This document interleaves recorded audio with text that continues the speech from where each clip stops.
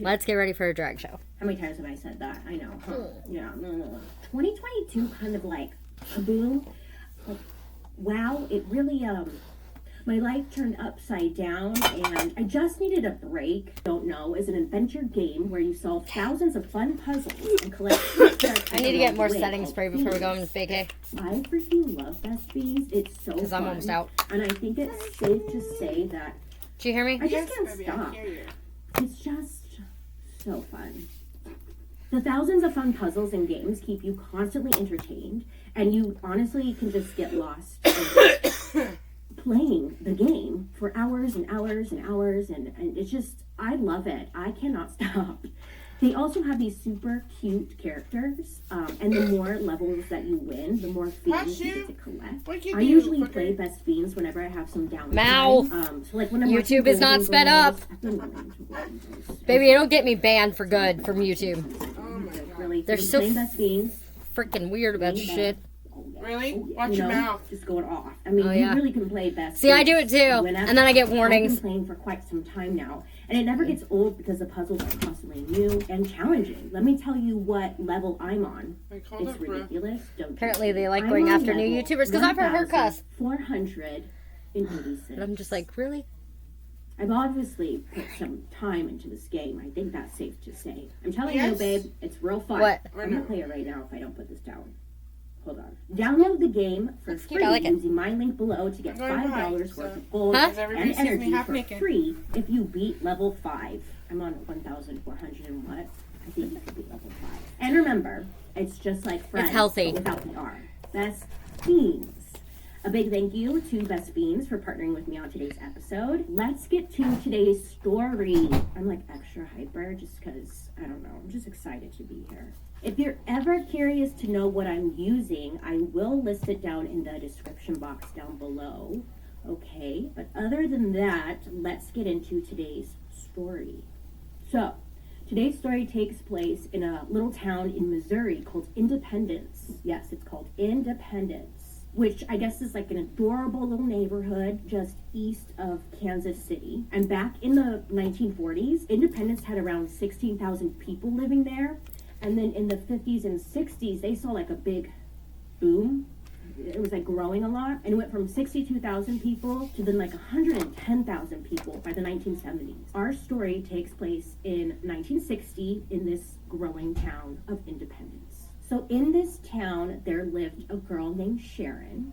And growing up, friends would say, even at a young age, I guess, Sharon was always thinking about the day when she could get the hell out of this small town of Independence and move to like a big city, you know, like Los Angeles or New York. And by the time Sharon was 16, she was just obsessed with reading magazines and following celebrity gossip.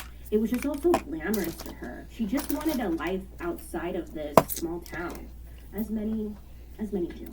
The summer when Sharon was 16 years old, she met a guy named James at a church event. Now, James was 22 at the time, so, you know, it's a little questionable, but okay. And he was home for the summer. I guess he ended up, you know, going to the church event, and that's where he met Sharon. James was actually attending college at, how do you say this?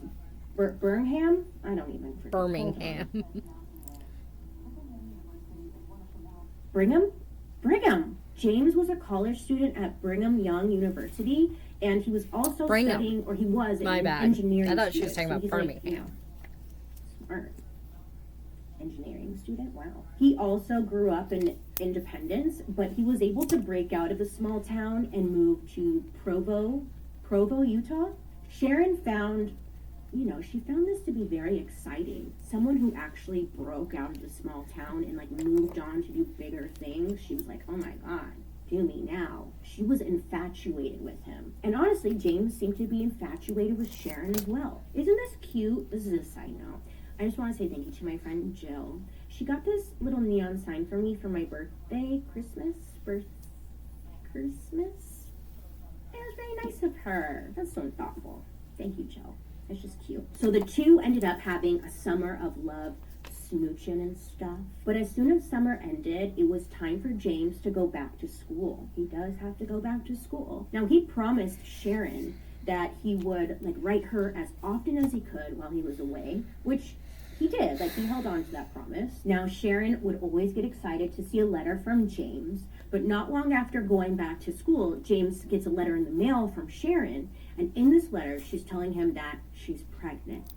James was a practicing Mormon, and baby girl, this is the late 1950s. Getting pregnant out of wedlock as a Mormon, you better think twice, you know? Nay, nay. You don't do that. So the couple needed to figure out something fast, and their best bet was to get married. Well, James does the quote unquote right thing and goes back to Independence and marries Sharon. It happens like very quickly. And after they get married, or I think like right before, I'm not sure if it was right before, like right after, Sharon converts to Mormonism. She becomes Mormon.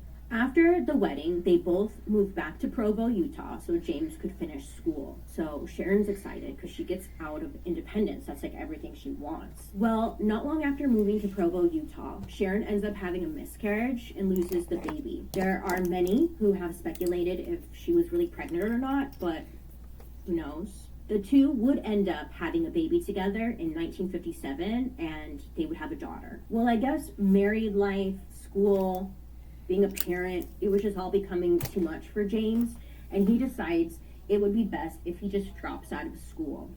He just can't do it anymore. Like, the stress was just really getting to him. Because James dropped out of school, they really had no reason to be in Provo, Utah anymore, so the family moved back to Independence. So Sharon is like devastated. Her dream of leaving, she's like, they end up moving into a small home, which is like very close to James' parents' home, which James's parents were very strict, super Mormon, and they really didn't like Sharon. She wasn't a true woman of their faith, and you know, they wanted the best for their son, so there's some tension. In May of 1959, the couple had a baby boy. But as time went on, their marriage was just not going very well. Sharon and James started having serious discussions about divorce. And I guess at some point, James ended up cheating on Sharon with a past lover. And Sharon had found out, and obviously not a great thing to find out. Your partner's having an affair, right? And because of this, they would argue a lot. But to be fair, now I don't know if James knew this, but Sharon was also doing a little something on the side, okay? She was talking to an old fling and was like hanging out with an old boyfriend that she had before she met James, but she was making James feel really bad. Do you know what I'm saying? You know when a cheater is being a cheater and they make you feel bad for having an affair or cheating, meanwhile they're actually cheating? That's Sharon. That's her. I think one thing that irritated Sharon the most was the fact that she really thought like she got out of Independence, like she had her meal ticket out of there, and then it backfired and she ended up right back there, stuck in this home next to her parent-in-law's house who didn't even like her.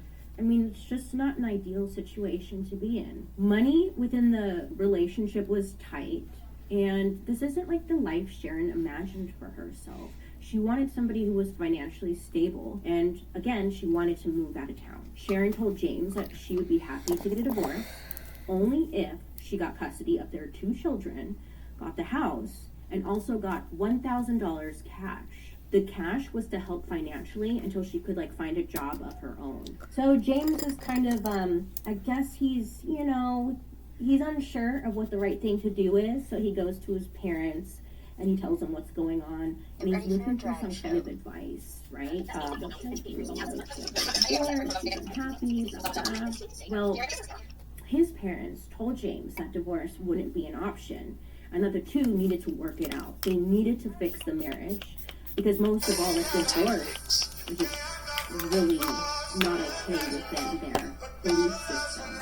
So they are hiding that she can give them. She could talk and like give Bishop a mistake. I know. He tells police that 2 nights ago, the couple had a fight, him and Patricia. They had a fight, and then the next day she didn't come home from work. So he asked Patricia's coworkers, like, have you seen her? She didn't come home. What's going on? And Patricia's coworkers said that after work, they noticed that Patricia went up to, like, talk with a woman that was in a light-colored Chevy that had pulled up by her work, and, like, Patricia went straight to the light-colored Chevy. Patricia told coworkers that she was gonna get a ride from this person, so, like, don't wait up for her, whatever. Interesting, right? Great. Now, at the time, Walt, the husband, he figured, like, maybe she's just trying to not come home because they had a pretty heavy argument, and she just needed some time to, like, cool off and go somewhere with a friend. But once Walt had found out about the car, he got that really, like, funky feeling. He knew something wasn't right because Walt knew that Sharon, her father's car, was also a light-colored Chevy. No, but you wait Sharon. till I lay down. Mind Do you, that shit. Walt is Come here, telling baby. all of this to the police. Come here, Nova. So before going to the police, Walt calls up Sharon, and he's like, "Was that Oh, it? the Did hell you we go doing? up What'd she to do? Patricia? French kissing me. Come on. Nova. You know that's your car.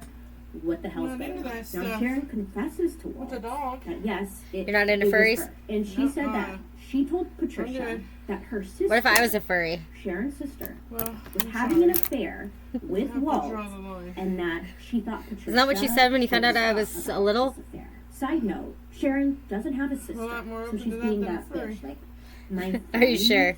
told me Yeah. that they're having an affair. Go on. You get Get you outta get here. it. You get Go this game. Sharon tells Walt that the two of them went for a drive to talk about this affair. Then she drove Patricia home, but she dropped her off about a block from Patricia's house. Sure. Sharon tells Walt that it was so funny because, like, after dropping Patricia off, I'm sorry, I'm being tongue-tied. She saw her walk up to a green car that a man was driving, and she started What? talking to that person. But Sharon What's just she doing? reassured Walt that she was probably I know, I just hate it when she angry does and that. hurt, but off somewhere just, like, cooling down and trying like, to bitch, get that her shit mind off hurts. of, I don't know. Freaking Sorry, annoying. YouTube. So I guess when Patricia didn't show up for work Wait the out before I next beat day, you. that's when Walt got, like, She's kidding. really upset. And he went to Sharon's house and he confronted her. He was like, "I know that you did something to Patricia." And then he's like, he threatens her with a knife, and he's asking her, "What did you do with my wife?" But she doesn't give any answer. I have no And idea Walt what tells color I'm police doing for that District I 6 threatened her tomorrow. with a It's knife, transportation. and I know she did something to And I her. don't really know what color would go good for transportation. Later on, information Huh? would come out that the night Walt and his wife Patricia got into the fight, Walt had tried to, like, break it off with Sharon hours before. And he was like, "Look, I'm done with you. I want to work on my marriage, blah, blah, blah." Sharon told him that she was pregnant and demanded that he leave Patricia for her. Now, Walt wanted nothing to do with Sharon and did not even believe that she was pregnant. So naturally, Walt believed that Sharon told Patricia about the affair as revenge. So after reporting Patricia as missing and telling police this whole story, several hours later, Find it? a man named John Blades called the police from a gas station. So this John guy It's on the calls dresser, the baby. police station, Oh, yeah, and that's he far away. tells them I'm just letting you know where it's that, at from he when we had been leave. out in, like, an area in Independence near an abandoned farm where he found the body of a woman. Oh my god, yeah. What? This is a side note, but I'm just, like, randomly thinking. I say it so casually, like, "Oh, he found a body of a woman." But could you imagine just, like, minding your own business and you come across a body? That would be fucked up. That'd probably fuck you up for a long time. See, I don't get why she gets away with it. Great day. Body. I mean, I get upset when I see, like, roadkill. So the spot What's where up, this YouTube? body was found was also known as, like, the town's lovers' lane. Is somebody reporting Where, me? like, people would go and make out or, like, hook up. You know? Yeah, there was a body out there. So police meet up with this John guy, right? And he told police that he was driving in the area. You know, he was on this long drive, and all of a sudden he has to go potty. So he pulls over and he walks over into this area where it's like Lover's Lane, and that's where he spots the body. Now, when police were out there with him, they find a purse that was close by. And in this purse, there was an ID card. It was 23-year-old Patricia Jones. Upon further investigation, Patricia was shot in the head, shoulder, and abs. Now, police could tell that I thought she said something shot, else. it was done at a close range, and whoever did it tried their best to make it look like a sexual assault had also taken place, but it was determined that that was a lie. There were no physical signs of sexual assault. But whoever did it tried to make it look like there was. Naturally, police are looking at this John guy as their main suspect because Lover's Lane, like the area where people went and where the body was found, it was kind of like, it was quite a walk from the main road. So it's like, Okay, so tonight's drag show theme was purple. This is the makeup. I have laid out the outfit. To go to the So bathroom. this is it. Like, it didn't